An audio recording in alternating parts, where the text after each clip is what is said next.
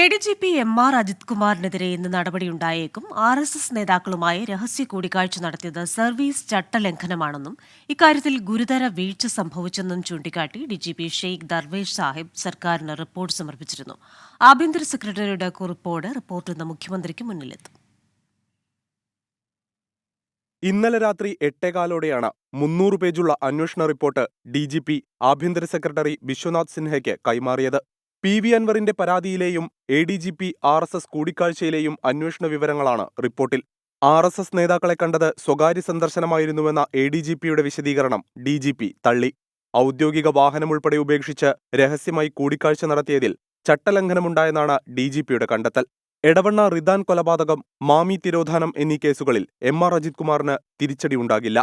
എന്നാൽ ഈ രണ്ട് കേസിലും പോലീസ് വീഴ്ച പരിശോധിക്കാൻ വിശദ അന്വേഷണത്തിന് റിപ്പോർട്ടിൽ ശുപാർശയുണ്ട്. റിപ്പോർട്ടിലെ വിവരങ്ങൾ പോലീസ് മേധാവി മുഖ്യമന്ത്രിയെ നേരിട്ട് ധരിപ്പിക്കും. നാളെ നിയമസഭാ സമ്മേളനം പുനരാരംഭിക്കുന്നതിന് മുൻപ് റിപ്പോർട്ടിന്മേൽ നടപടിയുണ്ടാകും. 24 തിരുവനന്തപുരം.